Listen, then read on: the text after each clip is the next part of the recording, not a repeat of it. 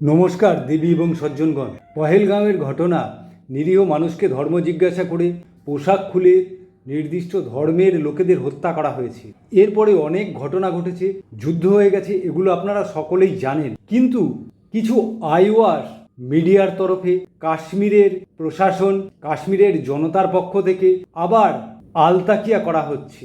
মাঝে মাঝে কাশ্মীরের লোকজন পথে নেমে এই বিভীষিকাময় ঘটনার বিরুদ্ধে বন্ধ ডাকছে। জম্মুতেও বন্ধ হচ্ছে না।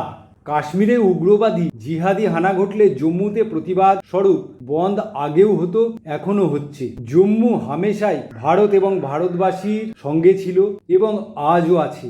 আরো ভালোভাবে বললে জম্মুর জনগণ হিন্দু, কিন্তু কাশ্মীর কোনোদিনই উগ্রপন্থী হানার পরে বন্ধ পালন করেনি। আমার তো এরকম মনে পড়ে না। আপনাদের কি মনে পড়ে? হ্যাঁ, কাশ্মীরে উগ্রপন্থী জিহাদিদের জনসমর্থনে বন্ধ পালন হয়েছে। এই উগ্রপন্থী হানা আগেও বহুবার হয়েছে। কাশ্মীর ঘাঁটিতে আন্দোলনের ক্যালেন্ডার হতো, পাথরবাজদের ক্যালেন্ডার তৈরি হতো, ভারতীয় সেনাবাহিনীকে আক্রমণের জন্য দিনক্ষণ ঠিক করা হতো।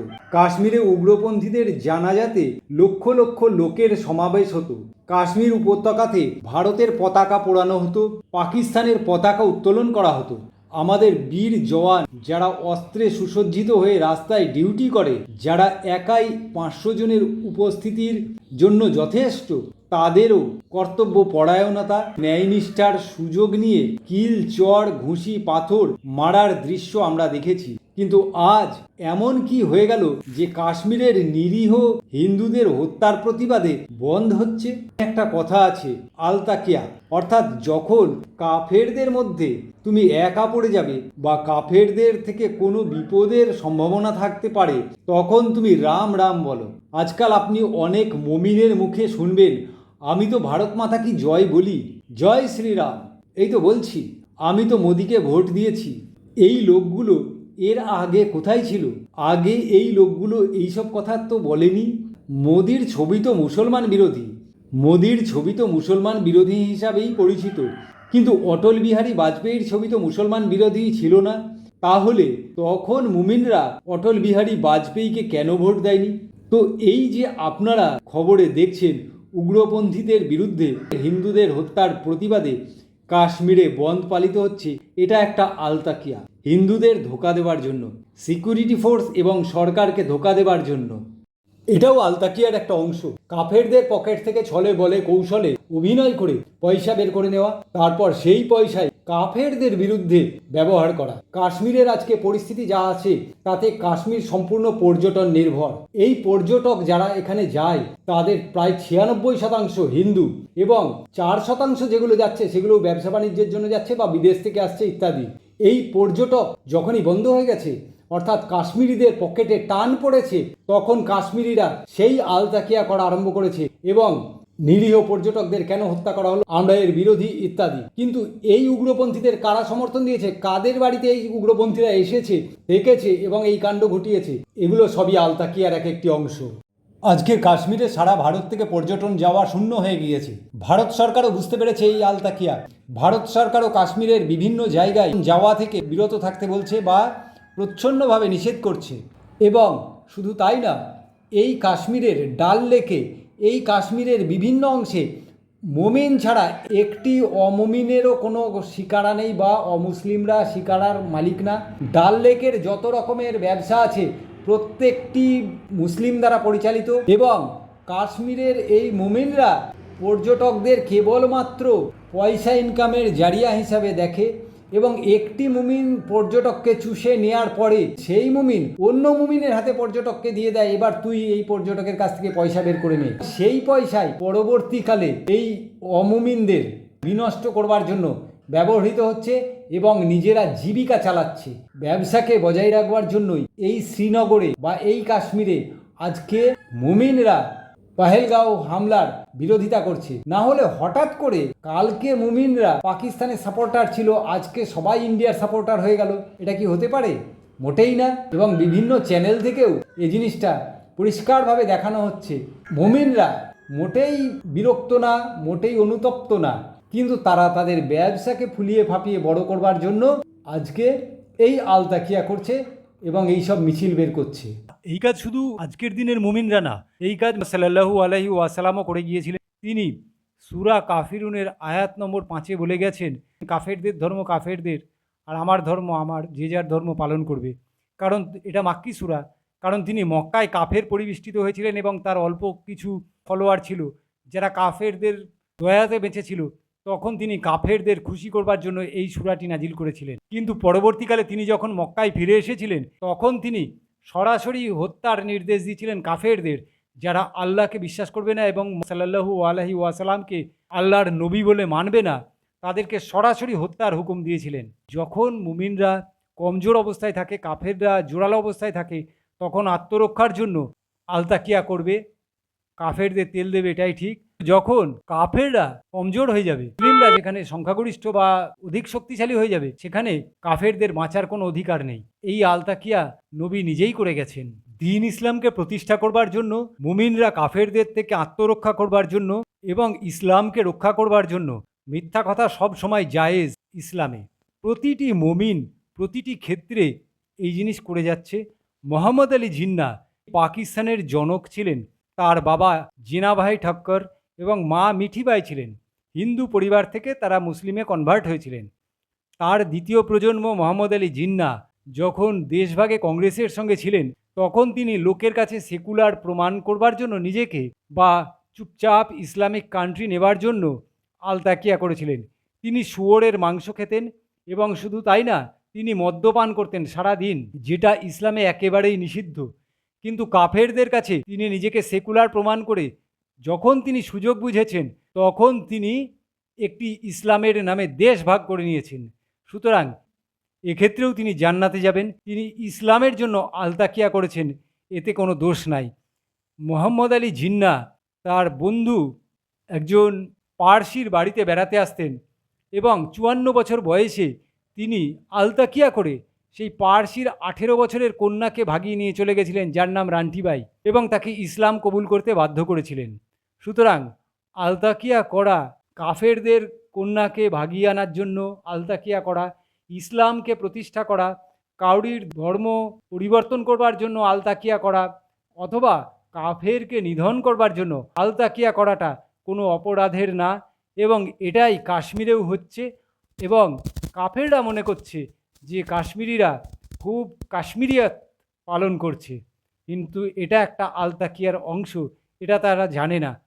এবং তারা আজকে হয়তো কিছুটা কাশ্মীর যাওয়ার বিরাম দিয়েছে, দেখবেন আবার 2 বছরের মধ্যে কাশ্মীরকে তারা আবার টাকা ঢেলে দিয়ে নিজেদের কবর খোঁড়ার জন্য কাশ্মীরিয়াত এর ভুয়ো কাশ্মীরিয়তের ছলনায় ভুলে এই আলতাকিয়াতে আবার তারা পা দেবে এবং আবার তারা বিপদের সম্মুখীন হবে। আজকে বলে না, বছর 5 আগে বাসের মধ্যে গুলি চালিয়ে কাশ্মীরি উগ্রপন্থীরা বেশ কিছু লোককে হত্যা করেছিল, ট্যুরিস্টকে। তার আগে অমরনাথ যাত্রার যাত্রীকে পরবর্তীকালে এই পেহেলগাঁওয়ের ঘটনা ঘটালো। কিন্তু কাশ্মীরে কি মানুষের যাওয়ার বিরাম ঘটেছে? মোটেই না।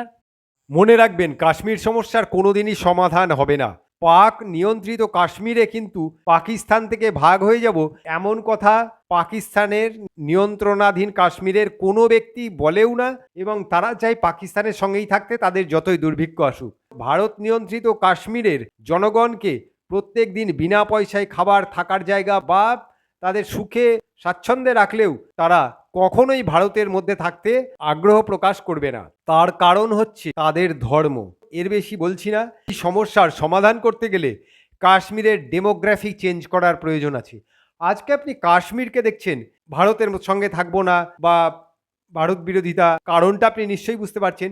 কিছুদিন পর আপনি মুর্শিদাবাদকে দেখতে পাবেন, আজই দেখতে পাচ্ছেন বা হয়তো দেখতে পাচ্ছেন না, কিন্তু 66% মুর্শিদাবাদের জনগণ তারা চায় পাকিস্তানের সঙ্গে যুদ্ধ লাগলে ইন্ডিয়ার পরাজয় ঘটুক এবং পাকিস্তান জয়লাভ করুক। হয়তো মুখে 2-4 জন বলে, আর বাদ বাকি 65% লোক কোনো কথা বলে না। কিন্তু এটা আপনাকে মনে রাখতে হবে, 65% মুর্শিদাবাদের লোক, প্রায় 90% মেটিয়া বুরুজ, গার্ডেন রিচ, রাজাবাজার ইত্যাদি জায়গার লোক, তারা মনে মনে পাকপন্থী এবং ভারত বিরোধী, ঠিক যেমনটা কাশ্মীরে। সুতরাং এই সব জিনিসকে একমাত্র পরিবর্তন ঘটানো যায় সেখানকার ডেমোগ্রাফি, অর্থাৎ জনবিন্যাস পাল্টে। ডেমোগ্রাফি চেঞ্জ না করলে এ জিনিস কিছুতেই সমাধান হবে না। আমি জানি না ভারত সরকার জনবিন্যাস, ধর্মীয় জনবিন্যাস পরিবর্তন করার কোনো রকম চিন্তাভাবনা করছে কিনা। না, সেরকম কিছু তো দেখতে পাচ্ছি না, কিন্তু এটা করা একান্তই প্রয়োজন। জনবিন্যাস পরিবর্তন করা সরকারের দ্বারা খুব একটা সম্ভব না। জনবিন্যাস পরিবর্তন করতে গেলে জনগণের মানসিকতার পরিবর্তন দরকার। পশ্চিমবঙ্গের সংখ্যাগরিষ্ঠ জনগণের মানসিকতাই নেই যে জনবিন্যাস পরিবর্তন করতে হবে, এবং শুধু তাই না, তাদের জনবিন্যাসের অস্তিত্ব টিকিয়ে রাখতে হবে সেই চিন্তাটাও তাদের নেই। তারা তিনজন মিলে গড়ে একজনকে উৎপন্ন করে। যাদের জনবিন্যাস পরিবর্তন করার দরকার তারা তিনজন মিলে ছজনকে উৎপন্ন করে। আগামী দিনে এদেশের সংখ্যাগরিষ্ঠ জনগণ তাদের বর্তমান জনবিন্যাস ধরে রাখতে পারবে কিনা সেটাই সন্দেহ। শুভবুদ্ধির উদয় হলেই ভালো। ঈশ্বর যেন তাদের শুভবুদ্ধির উদয় করেন, এটাই কাম্য ঈশ্বরের কাছে। যাই হোক, আপনাদেরকে অপদার্থ বলে আমি আপনাদেরকে আর ছোট করতে চাই না। এবার একটু চিন্তা ভাবনা করে কিছুদিনের জন্য অন্তত অর্থাৎ যেটিকে উৎপন্ন করেছেন সেটিকে বড় করা পর্যন্ত অন্তত কাশ্মীর যাওয়া থেকে বিরত থাকুন। অর্থাৎ ওখানে গেলেই আবার 5 বছর পরে এরকম একটা ঘটনা ঘটতেই পারে, এবং ঘটবে, এটাই স্বাভাবিক কথা। এবং এই 26 জনের মধ্যে আপনি থাকবেন, সেটাও স্বাভাবিক কথা। আপনার সন্তানটাকে তো বড় করতে হবে, যে একটাকে জন্ম দিয়েছেন 3জন মিলে। মানে 3জন মিলে কথাটা আবার অন্য ভেবেন না, পরকীয়াতে ব্যস্ত, তারা তো আর সন্তান উৎপন্ন করছে না। যেমন পার্থবাবু অর্পিতাকে নিয়ে ব্যস্ত ছিলেন, অর্পিতা তো অফ হয়ে গেল, পার্থবাবু একটা উৎপন্ন করেছেন তার স্ত্রীর সঙ্গে, কিন্তু অর্পিতাটা তো অফ হয়ে গেছে না। তারপরে এই যে সুদীপ্ত সেন, অর্থাৎ যিনি সারদা কাণ্ডে ধরা পড়েছেন, তিনি তার সঙ্গিনীকে নিয়েও জেল খেটেছিলেন। কাশ্মীর যাওয়াটা বন্ধ রাখুন। অর্থাৎ মানে যাতে আপনার যে একটা উৎপন্ন করেছেন সেটা যেন আগামী দিনে কাশ্মীরে গিয়ে না মরে, তার জন্য কাশ্মীরিগুলোকে একটু শায়েস্তা করার ব্যবস্থা করুন। অর্থাৎ আপাতত কাশ্মীর যাওয়া থেকে বিরত থাকুন। আর আমার তো মনে হয় এই যে প্রচার করা হয় ভূস্বর্গ কাশ্মীর, ভূস্বর্গ কাশ্মীর, ভারতে বহু ভূস্বর্গ আছে, এবং এই স্বর্গে বহু সাপও আছে। তা কাল সাপ যদি স্বর্গে বাস করে, সেই স্বর্গে কালসাপ না হটিয়ে দেওয়া পর্যন্ত তো সেই স্বর্গে গমনাগমন ঠিক না। আমার তো মনে হয় না যে ছোট্ট একটা জায়গা সিকিমের সৌন্দর্য কাশ্মীরের থেকে কোনো অংশে কম। না, আমার কিন্তু এটা মনে হয় না, অন্তত বেশি আছে বলে মনে হয়। কারণ আজ ভারতের মধ্যে একমাত্র প্রদেশ সিকিম যেখানে অর্গানিক খাবার পাওয়া যায় এবং প্লাস্টিক বর্জিত অংশ। যাই হোক, আপনি কোথায় বেড়াতে যাবেন সেটা আপনিই জানেন, কিন্তু আমার কথা হচ্ছে প্রতি বছর 40-50 হাজার টাকা পার হেড খরচ করে না বেরিয়ে অন্তত জীবনে 2টি বাচ্চা গ্রহণ করুন।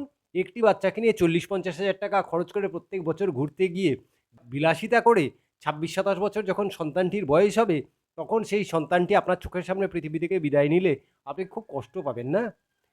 নিতেই পারে। দেখলেন তো কিছুদিন আগেই তো হলো, কি দেখলেন? মা রেখে বিবাহ করলেন এবং সন্তানটা ধীরে ধীরে পৃথিবী থেকে বিদায় হয়ে গেলেন। না, আমি বলছি না কেউ যদি বিবাহ করে সেটাকে আমি কখনোই খারাপ চোখে দেখছি না বা অফেন্স বা বলেও আমি মনে করছি না। সে ঠিকই করেছে, কিন্তু তার ফার্টিলিটি রেটটাকে একটু বাড়ানো উচিত ছিল। একটাই যথেষ্ট করে নিজের ফিগার খারাপ হয়ে যাবে এইসব চিন্তাভাবনা করে বাতুলতা করার কোনো মানে হয় না। দেখেছেন কিছুদিন আগে পাকিস্তান থেকে একজন মহিলা সচিন মিনার সঙ্গে পালিয়ে এসেছিল পাবজি খেলতে খেলতে দিল্লিতে। সে 5 সন্তানের জননী হলো, অর্থাৎ 4টেকে নিয়ে এসেছিল, আবার একটা হলো। তার ফিগার খারাপ হয়েছে, মানে আপনার চেয়ে তার ফিগার ভালো আছে।